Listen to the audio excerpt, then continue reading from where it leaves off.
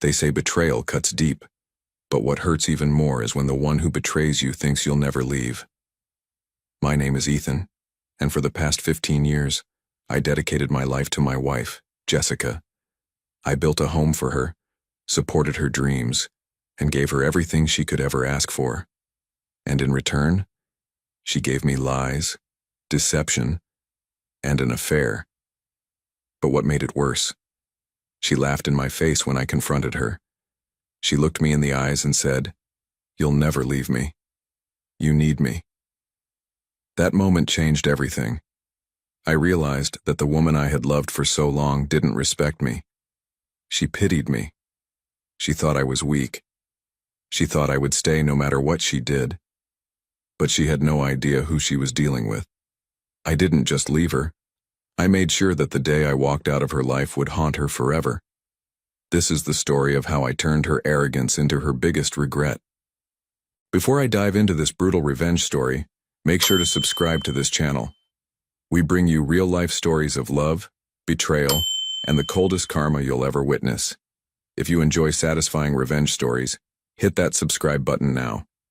Now let's begin. I met Jessica when we were both in our 20s. She was the kind of woman who could turn heads in any room. Charming, beautiful, confident. I fell for her instantly. We got married young, built a life together, and for a long time I thought we were happy. I worked long hours to provide for us, moving up in my career so we could afford a beautiful home, vacations, and a comfortable life. Meanwhile, Jessica decided to pursue her passion for art. I supported her every step of the way, paying for her art classes, studio rentals, and exhibitions. But apparently, that wasn't enough. Looking back, I should have seen the signs. She started dressing differently, wearing outfits she never wore around me but always for her art events. She became obsessed with her phone, always texting, always smiling at messages but never letting me see them. She started staying out late, claiming she was at networking events but coming home smelling like cologne that wasn't mine. She was emotionally distant, pulling away from me, making excuses whenever I tried to be intimate. But the biggest red flag? She stopped looking at me the way she used to. She was always distracted, always lost in thought. I should have known. One night, Jessica told me she was going to an art exhibition and would be home late. That wasn't unusual, but something felt off. So I did something I had never done before. I followed her. I drove to the exhibition, parked outside, and watched as she walked inside. But instead of going to the gallery, she went straight to a hotel across the street. My heart was pounding. I didn't want to believe it, but I had to know. I waited 20 minutes, then walked inside, acting like I was looking for someone. And then I saw them. Jessica, and a man I didn't recognize. Sitting at the hotel bar, holding hands, laughing, leaning into each other like teenagers. I felt my stomach drop.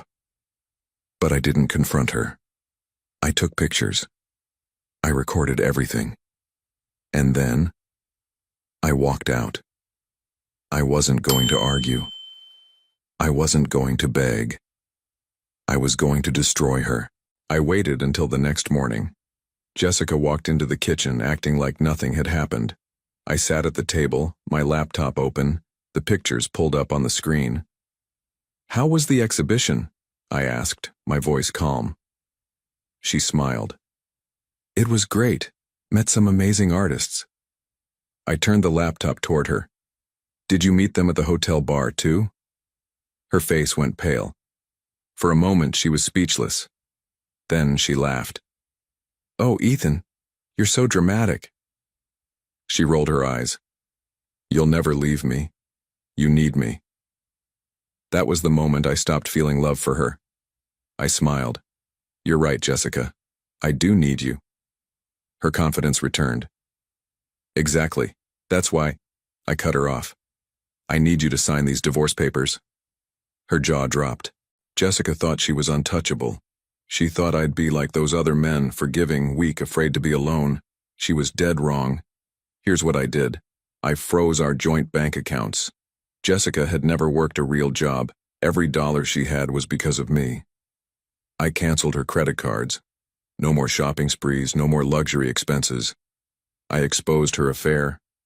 I sent the pictures to her family, our friends, and even posted them anonymously on her art gallery's website. I took back the house. Legally, it was in my name. She had 30 days to leave. I sent the evidence to her gallery sponsor. They dropped her immediately. She lost everything overnight. The day I left, I packed my bags without a word.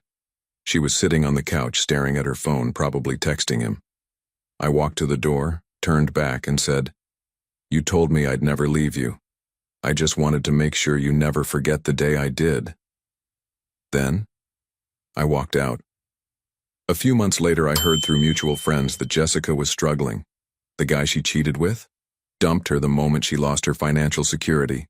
Her art career, destroyed by the scandal, her luxurious lifestyle, gone.